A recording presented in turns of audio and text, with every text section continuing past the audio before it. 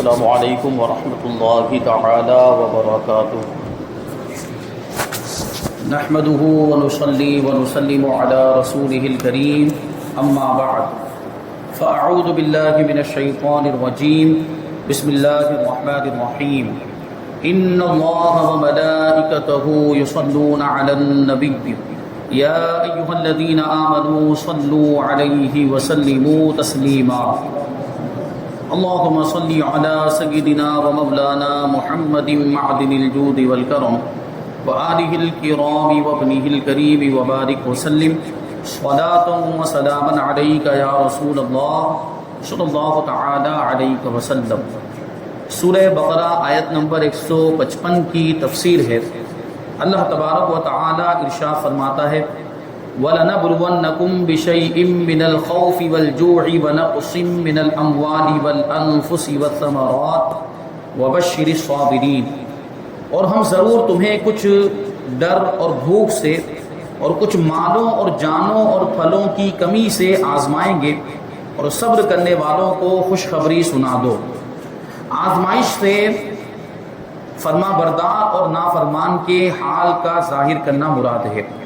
امام شافعی رحمۃ اللہ تعالی علیہ کے بقول خوف سے اللہ تبارک و تعالی کا ڈر، بھوک سے رمضان المبارک کے روزے، مالوں کی کمی سے زکوٰۃ و صدقات دینا، جانوں کی کمی سے امراض اور بیماریوں کے ذریعے اموات ہونا، پھلوں کی کمی سے اولاد کی موت مراد ہے۔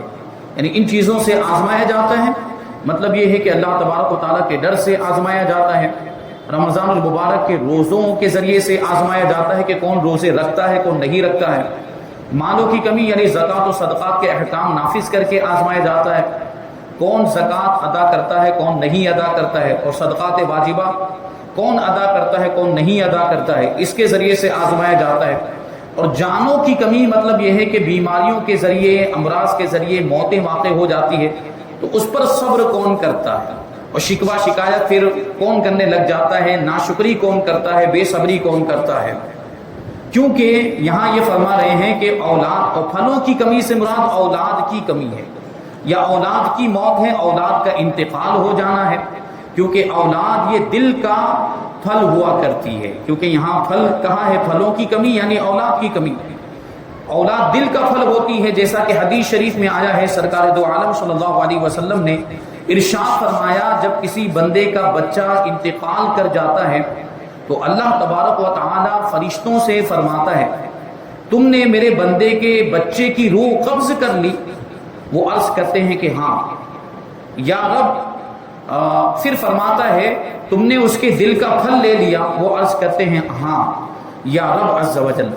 اللہ تبارک و تعالی فرماتا ہے اس پر میرے بندے نے کیا کہا، یعنی جب اس کے بچے کا انتقال ہو گیا، جب اس کے بیٹے کی روح کو قبض کر دیا گیا تو اس پر اس نے کیا کہا؟ تو فرشتے عرض کرتے ہیں کہ اس نے تیری حمد بیان کی، تیری تعریف کی، اور انا للہ و انا الیہ راجعون پڑھا۔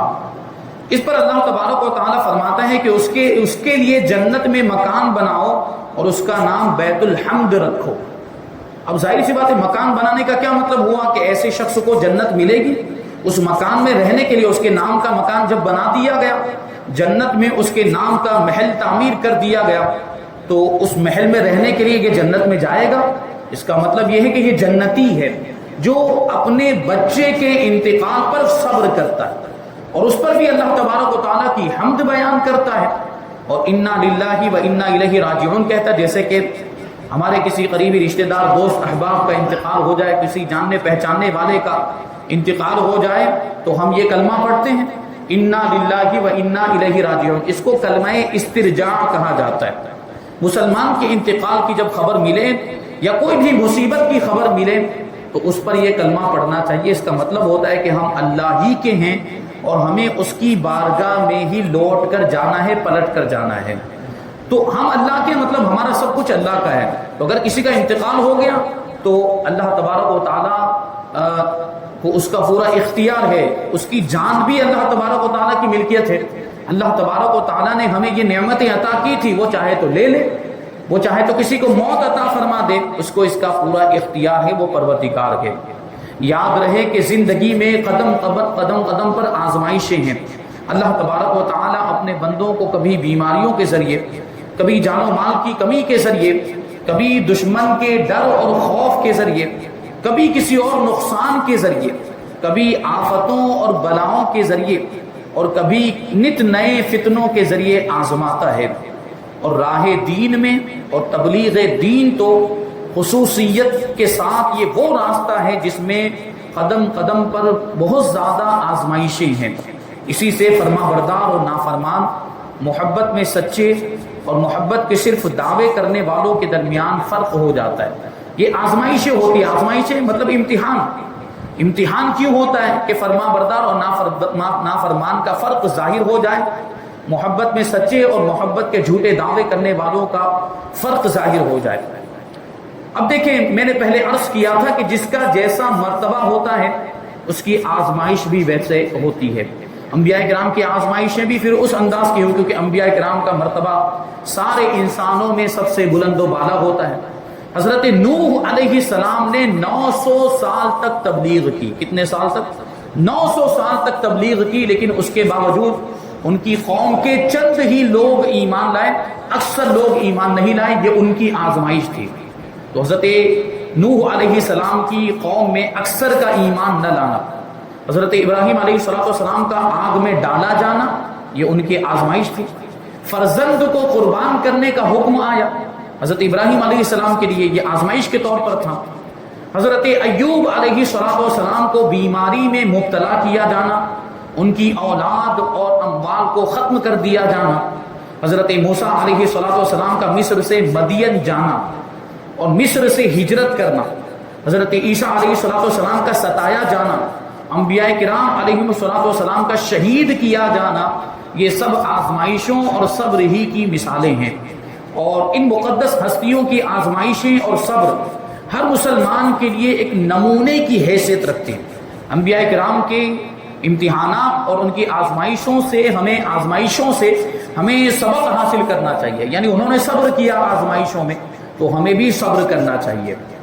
لہٰذا ہر مسلمان کو چاہیے کہ اسے جب بھی کوئی مصیبت آئے اور وہ کسی تکلیف یا اذیت میں مبتلا ہو تو وہ صبر کرے، صبر کا دامن ہاتھ سے نہ چھوڑے، اور اللہ تبارک و تعالیٰ کی رضا پر راضی رہے۔ مطلب اللہ تبارک و تعالیٰ نے جس حالت میں رکھا ہے اس حالت پر راضی رہے، اور بے صبری کا مظاہرہ نہ کرے، کیونکہ بے صبری کرنا یہ گناہ ہے۔ ناشکری اور شکایت اور شکوہ کے الفاظ زبان پر لانا یہ گناہ ہے، اور اس کی وجہ سے جو نعمتیں ہیں وہ بھی ختم ہو جاتی ہیں۔ تو جو مصیبت آئی وہ تو دور ہونے والی نہیں ہے بے صبری کرنے کی وجہ سے، جو نعمتیں آلریڈی ہیں بے صبری کی وجہ سے وہ بھی ختم ہو جاتی ہے، تو دوہرا نقصان ہوتا ہے۔ ایک تو مصیبت آئی، یہ ایک نقصان ہے، اور بے صبری کرنے کی وجہ سے جو نعمتیں پہلے سے موجود تھیں وہ بھی ختم ہو جاتی ہیں، اور گناہ ہوتا ہے وہ الگ بات ہے۔ صدر الشریعہ مفتی امجد علی اعظمی رحمۃ اللہ تعالی علیہ فرماتے ہیں کہ بہت موٹی سی بات ہے جو ہر شخص جانتا ہے کہ کوئی کتنا ہی غافل ہو، مگر جب اسے کوئی تکلیف پہنچتی ہے یا وہ کسی مصیبت اور مرض میں مبتلا ہوتا ہے تو کس قدر خدا کو یاد کرتا اور توبہ اور استغفار کرتا ہے۔ یعنی ہمیں آزمانا چاہیے، خود اپنا محاسبہ کرنا چاہیے کہ ہم پر جب کوئی مصیبت آتی ہے یا ہم جب بیمار ہو جاتے ہیں تو ہم اپنے پروردگار کو کتنا یاد کرتے ہیں، یہ ہمیں غور کرنا ہے۔ تو یہ مصیبتیں جو ہوتی ہیں نا، یہ کبھی ہماری آزمائش کے طور پر ہوتی ہے اور کبھی یہ ہمارے لیے عذاب بن جاتی ہے۔ اگر ہم مصیبت میں صبر کر رہے ہیں اور مصیبت میں بھی اپنے رب کو یاد کر رہے ہیں تو یہ آزمائش ہے، اور اس آزمائش میں ہم کامیاب ہیں۔ لیکن مصیبت آئی اور اس پر بے صبری کا مظاہرہ کرنے لگ گئے، ناشکری کرنے لگ گئے اور شکایت کے الفاظ زبان پر لائے تو پھر یہ مصیبت ہمارے لیے عذاب بن جاتی ہے۔ تو یہ غور کرنا چاہیے ہمیں، توبہ اور استغفار، بندہ کتنا توبہ اور استغفار کرتا ہے۔ اور یہ تو بڑے رتبے والوں کی شان ہے کہ وہ تکلیف کا بھی اسی طرح استقبال کرتے ہیں جیسے وہ راحت کا استقبال کرتے ہیں، مگر ہم جیسے کم سے کم اتنا تو کریں کہ جب کوئی مصیبت یا تکلیف آئے تو صبر و استقلال سے کام لیں، اور جزا و فضا یعنی رونا پیٹنا کر کے آتے ہوئے ثواب کو ہاتھ سے نہ جانے دیں۔ مصیبت پر صبر کرنا یہ بھی ثواب کا کام ہے، لیکن اگر جزا و فضا کریں گے، چیخیں گے، چلائیں گے، بے صبری کریں گے تو جو ثواب ملنے والا تھا وہ ثواب ضائع ہو جائے گا، نہیں ملے گا۔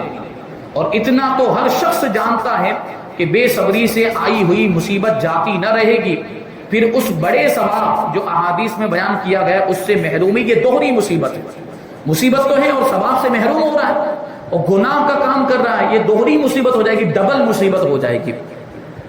اور کثیر احادیث میں مسلمان پر مصیبت آنے کا جو ثواب بیان کیا گیا ہے ان میں سے چند احادیث بیان کی جا رہی ہیں۔ حضرت ابو ہریرہ رضی اللہ تعالی عنہ سے روایت ہے کہ رسول کریم صلی اللہ علیہ وسلم نے ارشاد فرمایا، اللہ تبارک و تعالی جس کے ساتھ بھلائی کا ارادہ فرماتا ہے اسے تکلیفوں میں مبتلا کرتا ہے۔ یہ غور کریں گے، اگر آپ پر مصیبتیں آ رہی ہیں، اگر آپ کو تکلیف میں مبتلا کیا گیا ہے، اگر آپ بیمار رہتے ہیں تو اس کا یہ مطلب نہیں ہے کہ آپ بہت زیادہ تکلیف میں ہیں یا آپ کے ساتھ برا ہو رہا ہے یا یہ کہ اللہ تبارک و تعالیٰ آپ سے ناراض ہے، ایسا نہیں، بلکہ اللہ تبارک و تعالیٰ جس سے بھلائی کا ارادہ فرماتا ہے اسے ہی تکلیفوں میں مبتلا کرتا ہے اور اسی پر مصیبتیں آتی، کیونکہ یہ تکلیفیں اور مصیبتیں اور یہ بیماریاں ہمارے گناہوں کا کفارہ ہو جاتی ہیں۔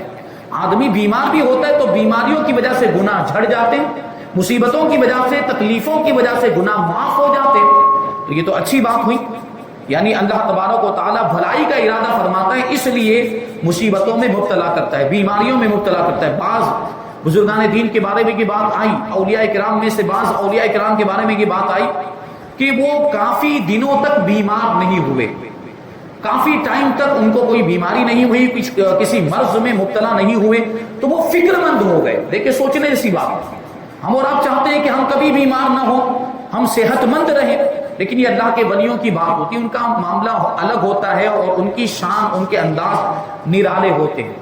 جب کافی دنوں تک وہ بیمار نہیں ہوئے، کوئی تکلیف نہیں آئی، کوئی مصیبت نہیں آئی، تو وہ پریشان ہو گئے، وہ اور زیادہ ٹینشن میں آ گئے، وہ فکر مند ہو گئے کہ کوئی تکلیف کیوں نہیں آ رہی ہے، کوئی مصیبت کیوں نہیں آ رہی ہے، کیا مجھ سے میرا رب ناراض ہو گیا ہے؟ کیونکہ دیکھیے حدیث پاک میں کیا فرمایا کہ اللہ جس کے ساتھ بھلائی کا ارادہ فرماتا ہے اسے تکلیفوں میں مبتلا کرتا ہے۔ تو اس وجہ سے اللہ کے ولی اور بزرگان دین، اللہ کے نیک بندے جب مصیبت نہیں آتی تھی تو فکر مند ہو جاتے تھے، یہ ان کا حال تھا۔ تو مصیبت آئے تو جزا فضا نہیں کرنا چاہیے، رونا پیٹنا نہیں چاہیے، بلکہ مصیبت میں صبر کرنا چاہیے کہ یہ مصیبت اور تکلیف ہمارے گناہوں کی معافی کا اور گناہوں کا کفارہ بن جاتا ہے، گناہوں کی معافی کا ذریعہ بن جاتا ہے۔ حضرت ابو سعید خدری اور حضرت ابو ہریرہ رضی اللہ تعالی عنہما سے مروی ہے، حضور اقدس صلی اللہ علیہ وسلم نے ارشاد فرمایا، مسلمان کو جو تکلیف، رنج، ملال اور اذیت اور غم پہنچے، یہاں تک کہ اس کے پیر میں کوئی کانٹا ہی چبھے، تو اللہ تبارک و تعالیٰ اس کے سبب اس کے گناہ مٹا دیتا ہے۔ دیکھیے سوچنے جیسی بات، کانٹا چبھے کتنی تکلیف ہوتی ہے، کوئی بہت زیادہ تکلیف نہیں ہوتی، لیکن کانٹا چبھنے پر بھی اللہ تبارک و تعالیٰ ہمارے گناہوں کو مٹا دیتا ہے۔ تو تکلیف آئے تو اس پر بے صبری کا مظاہرہ نہیں کرنا چاہیے، بلکہ یہ سوچ کر اس تکلیف کو قبول کر لینا چاہیے کہ یہ تکلیف ہمارے گناہوں کو مٹانے کا ذریعہ ہے۔ حضرت ابو ہریرہ رضی اللہ تعالیٰ عنہ سے روایت ہے کہ رسول اللہ صلی اللہ علیہ وسلم نے ارشاد فرمایا، مسلمان مرد و عورت کے جان و مال اور اولاد میں ہمیشہ مصیبت رہتی ہے، یہاں تک کہ وہ اللہ تبارک و تعالیٰ سے اس حال میں ملتا ہے کہ اس پر کوئی گناہ نہیں ہوتا۔ یعنی مسلمان مرد و عورت کے مال، جان اور اولاد میں جو مصیبتیں آتی رہتی ہیں ان کی وجہ سے گناہ معاف ہوتے رہتے ہیں، یہاں تک کہ وہ اللہ کی بارگاہ میں پہنچتا ہے، اس حال میں پہنچتا ہے کہ مصیبتوں کی وجہ سے سارے گناہ معاف ہو چکے ہوتے ہیں، اس کا کوئی گناہ باقی نہیں رہتا۔ حضرت جابر رضی اللہ تعالی عنہ سے روایت ہے، حضور پر نور صلی اللہ علیہ وسلم نے ارشاد فرمایا، قیامت کے دن جب مصیبت زدہ لوگوں کو ثواب دیا جائے گا، یعنی وہ لوگ جو دنیا میں تکلیفوں میں مبتلا ہوئے ہوں گے، وہ لوگ جن پر دنیا میں مصیبتیں آئی ہوں گی، ان کو اجر عظیم دیا جائے گا، مصیبت پر صبر کرنے کی وجہ سے بہت زیادہ ثواب دیا جائے گا، تو آرام اور سکون والے تمنا کریں گے، یعنی قیامت کے دن میدان محشر میں وہ لوگ جو دنیا میں آرام کے ساتھ رہے ہوں گے، جو دنیا میں سکون کے ساتھ رہے ہوں گے، دنیا میں ان پر مصیبتیں نہیں آئی ہوں گی، تکلیفوں میں مبتلا نہیں کیے گئے ہوں گے، وہ جب مصیبت والوں کے ثواب کو دیکھیں گے تو وہ تمنا کریں گے کہ کاش کے دنیا میں ان کی کھالیں قینچیوں سے کاٹ دی گئی ہوتی، کھال یعنی جسم کی چمڑی قینچیوں سے کاٹ دی گئی ہوتی، یعنی ایسی تکلیفیں آئی ہوتی تاکہ ان کو بھی یہ ثواب ملتا۔ کہ مصیبتوں پر ایسا ثواب جو ہے قیامت کے دن عطا فرمایا جائے گا۔ آیت نمبر 156 اللہ تبارک و تعالی فرماتا ہے الذین اذا اصابتهم مصیبۃ قالوا انا للہ وانا الیہ راجعون، صبر کرنے والے وہ لوگ کہ جب ان پر کوئی مصیبت آتی ہے تو وہ یہ کہتے ہیں ہم اللہ ہی کے ہیں اور ہم اسی کی طرف لوٹنے والے ہیں۔ اس سے پہلی آیت میں مصیبتوں پر صبر کرنے والوں کو جنت کی بشارت دی گئی، اور اس آیت میں یہ بتایا گیا کہ صبر کرنے والے وہ لوگ ہیں کہ جب ان پر کوئی مصیبت آتی ہے تو کہتے ہیں ہم اللہ تبارک و تعالیٰ کے ہی مملوک ہیں، یعنی اللہ تبارک و تعالیٰ ہمارا مالک ہے اور ہم اسی کے بندے ہیں، وہ ہمارے ساتھ جو چاہے کرے اور آخرت میں ہمیں اسی کی طرف لوٹ کر جانا ہے۔ احادیث میں مصیبت کے وقت انا للہ و انا الیہ راجعون پڑھنے کی بہت فضیلت آئی ہے، جو میں نے ابھی عرض کیا، اس کو کلمہ استرجاع کہا جاتا ہے۔ کوئی بھی مصیبت آ جائے تو انا للہ و انا الیہ راجعون پڑھنا چاہیے۔ کسی مسلمان بھائی کا انتقال ہو جائے تو اس پر بھی انا للہ و انا الیہ راجعون پڑھنا چاہیے، کسی کافر کے انتقال پر نہیں پڑھنا چاہیے، کیونکہ انا للہ و انا الیہ راجعون کب پڑھا جاتا ہے؟ کسی مصیبت کے پیش آنے کے وقت پڑھا جاتا ہے۔ مسلمان کی موت تو ہمارے لیے مصیبت ہے، غم کی بات ہوتی، تکلیف کی بات ہوتی، لیکن کافر کی موت مصیبت نہیں۔ کافر کی موت ہمارے لیے کوئی مصیبت نہیں، بلکہ وہ تو زمین پر ایک بوجھ تھا، وہ بوجھ اٹھا لیا گیا، تو یہ مصیبت نہیں، کافر کی موت مصیبت نہیں ہے۔ اس لیے کافر کی موت پر ہرگز کلمہ استرجاع نہیں پڑھنا چاہیے۔ اچھا، آج کے زمانے میں یہ دیکھا جاتا ہے کہ سوشل میڈیا کا جو دور ہے، کسی کافر کا انتقال ہوتا ہے، کوئی ایکٹر مر جاتا ہے یا کوئی کافر غیر مسلم مر جاتا ہے تو سوشل میڈیا پر اس کے لیے وہ RIP لکھتے ہیں۔ یہ ہمارے مسلمان بھائی بھی ایسا کرتے ہوئے نظر آتے ہیں۔ RIP کا مطلب کیا ہوتا ہے؟ ریسٹ ان پیس، یعنی وہ آرام میں رہے، وہ سکون میں رہے۔ اب مجھے آپ لوگ بتائیے، کافر کے لیے کوئی آرام ہے؟ کافر کے لیے کسی بھی طرح کا کوئی سکون ہے؟ تو اس کے لیے RIP لکھنے کا کوئی مطلب، کوئی فائدہ نہیں۔ ان کے لیے، کافروں کے لیے، غیر مسلموں کے لیے جو بھی آرام اور جو بھی سکون ہے، جو بھی نعمتیں ہیں، وہ دنیا تک ہی محدود ہے۔ ان کا جو آرام ہے یہ دنیا کی زندگی کے لیے ہی ہے۔ جب وہ مر جائیں گے تو ان کے لیے عذاب ہی عذاب ہے، سیدھے جہنم میں جائیں گے اور ہمیشہ جہنم میں سڑتے رہیں گے۔ ان کا آرام سے کوئی تعلق ہی نہیں، سکون اور راحت سے ان کا کوئی لینا دینا ہی نہیں، تو ان کے لیے RIP لکھنے کا کیا مطلب؟ اس سے بچنا چاہیے۔ اور اگر معاذ اللہ اس سے کوئی مغفرت مراد لیتا ہے کہ اس کی بخشش ہو جائے اور بخشش ہونے کے بعد اس کو آرام مل جائے، تو پھر اس کو اپنے ایمان کی خیر منانی چاہیے کہ وہ کافر کی مغفرت کی دعا کر رہا ہے۔ جو کافر مرا ہے، جو کفر پر مرا، جس کا خاتمہ کفر پر ہوا ہے، اس کے لیے دعائے مغفرت کرنا حرام ہے، کفر کی طرف لے جانے والا کام ہے۔ تو یہ RIP کافروں کی موت پر نہیں لکھنا چاہیے، ہرگز نہیں لکھنا چاہیے۔ تو مصیبت آنے پر انا للہ و انا الیہ راجعون پڑھنا چاہیے۔ اس کی فضیلت میں یہاں پر 5 حدیثیں بیان کرتے ہیں۔ ام المؤمنین حضرت ام سلمہ رضی اللہ تعالی عنہا فرماتی ہیں، میں نے سید المرسلین صلی اللہ علیہ وسلم کو یہ فرماتے ہوئے سنا کہ جس مسلمان پر کوئی مصیبت آئے وہ اللہ تبارک و تعالیٰ کے حکم کے مطابق انا للہ و انا الیہ راجعون پڑھے اور ساتھ میں یہ دعا پڑھے۔ دیکھیں، انا للہ و انا الیہ راجعون تو تقریباً سب کو یہ یاد ہوگا، اگر یاد نہیں تو یاد کر لیں، اور یہ سن کر بھی یاد ہو جائے، بہت آسان اور بہت چھوٹی سی یہ دعا ہے، آیت کریمہ ہے، انا للہ و انا الیہ راجعون۔ لیکن دیکھیں، ساتھ میں اس حدیث پاک میں ایک دوسری دعا بھی بتائی جا رہی ہے کہ جس پر کوئی مصیبت آئے اور وہ انا للہ و انا الیہ راجعون پڑھے اور ساتھ میں یہ دعا بھی پڑھے۔ کون سی دعا ہے؟ وہ دعا بھی اگر آپ یاد کر لیں تو بہت اچھا ہو جائے، بہت فائدہ دے گی یہ دعا۔ کیا دعا ہے؟ اللہم اجرنی فی مصیبتی واخلف لی خیرا منہا۔ کیا دعا ہے؟ اللہم اجرنی فی مصیبتی واخلف لی خیرا منہا۔ اس کا مطلب کیا ہوتا ہے کہ پروردگار، مجھ پر جو مصیبت آئی ہے اس کا مجھے ثواب عطا فرما، یعنی اس میں صبر کرنے کا مجھے ثواب عطا فرما، اجر عطا فرما، اور مجھے اس سے بہتر بدلہ عطا فرما۔ تو یہ دعا کتنی پیاری ہے، انا للہ و انا الیہ راجعون کے ساتھ یہ دعا پڑھی جائے۔ اے اللہ، اے اللہ تو مجھے اس مصیبت پر اجر عطا فرما اور مجھے اس کا بہتر بدل عطا فرما۔ تو اللہ تبارک و تعالیٰ اس کو اس سے بہتر بدل عطا فرمائے گا۔ جو کچھ بھی نقصان ہوا ہے، جو چیز چلی گئی ہے، جو نعمت چھن گئی ہے، اگر یہ دعا پڑھ لی جائے تو اللہ تبارک و تعالیٰ اس سے بہتر نعمت عطا فرمائے گا۔ اب دیکھیے یہ حضرت ام سلمہ رضی اللہ تعالی عنہا کا واقعہ ہے.